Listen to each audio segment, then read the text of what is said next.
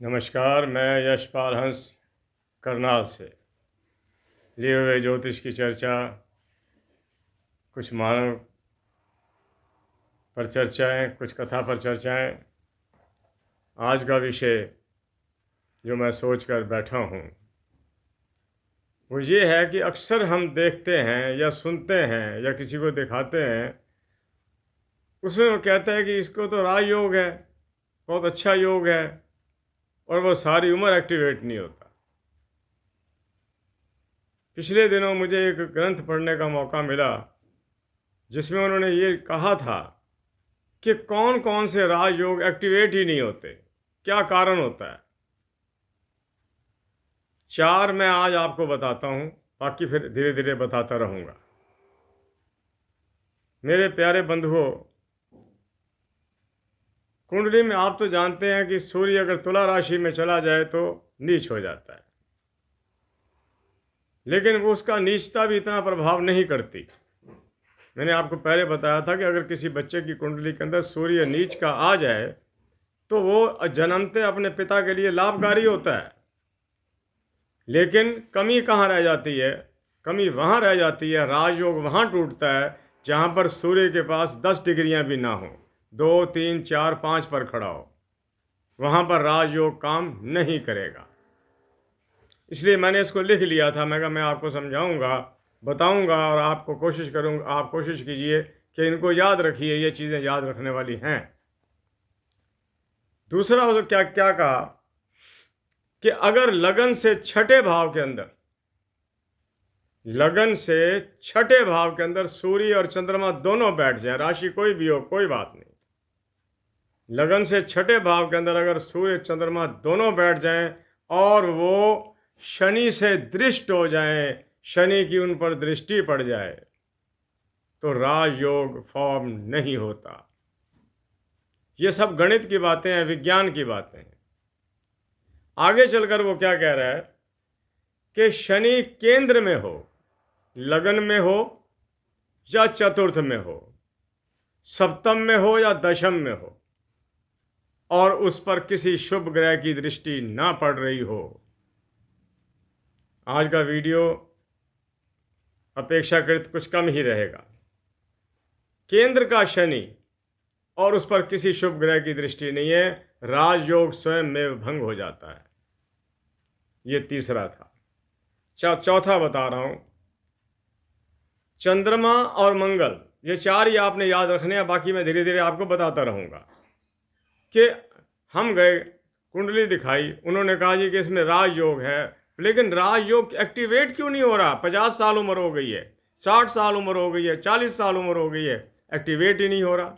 दशाएं भी ठीक चल रही हैं, अंतरदशाएं भी ठीक हैं, महादशाएं भी ठीक हैं, एक्टिवेट नहीं हो रहा।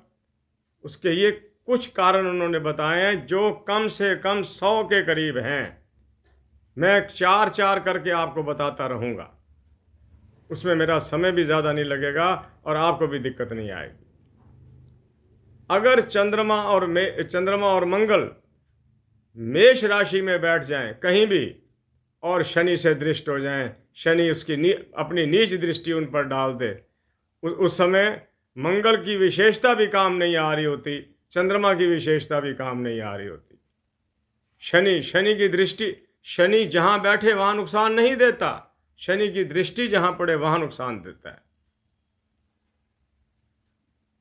तो अगर उस पर, चंद्रमा और मंगल पर शनि की दृष्टि पड़ जाए तो राजयोग एक्टिवेट नहीं होता।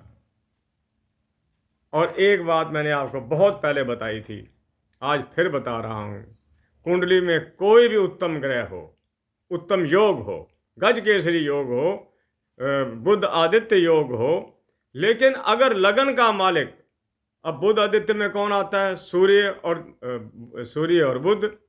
अगर लगन पर, लगन जो है वो मकर या कुंभ हो, शनि का ना तो सूर्य के साथ कोई मेल है ना बुध के साथ कोई मेल है, वो जो एक्टिवेट ही नहीं होगा, वो योग एक्टिवेट ही नहीं होगा।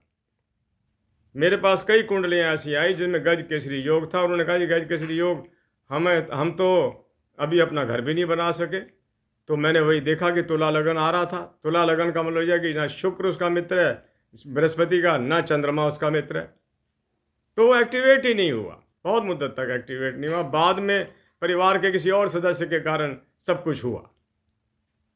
तो मैं आपको फिर वही कहता हूँ, दोहराता हूँ, याद रखिएगा, अगर छठे घर का स्वामी छठे में बैठा हो, आठवें घर का स्वामी आठवें में बैठा हो, द्वादश का द्वादश में बैठा हो, एकादश में कोई भी ग्रह हो, दूसरे घर में जिस व्यक्ति का कोई अच्छा प्लैनेट बैठ गया, शुक्र ना हो, शुक्र अच्छा है लेकिन दूसरे घर के अंदर जाकर ये ऐसी बातें करवा देता है जो मैं ये कहूँ कि जोक्स, ऐसे ऐसे मजाक जो मतलब कि शोभायमान नहीं होते, करवा देता है, क्योंकि इसकी रुचि प्रेम प्रसंगों में ज़्यादा रहती है।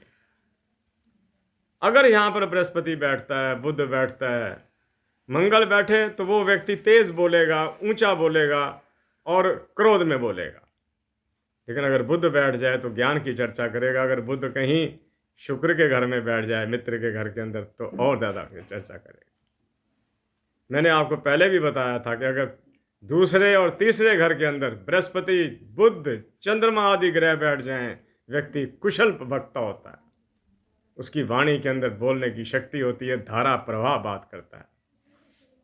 मेरे प्यारे बंधुओं, बहुत सारे लोग हमारी ज़िंदगी में ऐसे आए जो बड़े विद्वान थे, आश्रमों में आते थे और जब धारा प्रवाह वो बोलते थे, पर अफसोस ये रहा कि ना तो उनके जन्म समय हमारे पास थे, ना जन्म तिथियां हमारे पास थी, हम उनकी कुंडलियां ना बना सके, वरना वो एक व्यक्ति आते थे, हम उनको वीर जी कहते थे, हालांकि वो हमसे बड़े थे। 1 घंटा उनके लिए मंच पर खड़े होकर बोलना किसी एक विषय पर बड़ी साधारण बात थी। आज सोचता हूँ काश उनका जन्म समय हमारे पास होता, कुंडली हमारे पास होती, हम ग्रहों को देखते कि दूसरे और तीसरे और चौथे घर में इनके ऐसे कौन से ग्रह बैठ गए जिन्होंने इनकी वाणी के अंदर फूलों को बरसाने की, शहद को बरसाने की ताकत दे दी, अपनी बात को कन्विंस करने की ताकत दे दी। और जब वो बोलते थे कोई ये नहीं कह सकता था कि ये गलत बात हो रही है। तो प्यारे बंधुओं, 8 मिनट फिर होने को आ गए। मैं आज्ञा चाहूँगा, आपकी संतानें सुखी रहें, बच्चे विद्या पढ़ें, घर में धन लक्ष्मी हो, सुख हो, और घर के अंदर प्रेम और भाईचारा बना रहे, आपस में कलेश ना हो, और कलेश हो तो उसकी आवाज़ें बाहर ना जाएं, घर की प्रतिष्ठा प्रतिभा घर में बनी रहे। इसी के साथ मैं यशपाल हंस करनाल से आपसे आज्ञा चाहता हूँ। कल फिर मिलता हूँ किसी नए विषय के साथ। जय जगत, जय भारत, नमस्कार।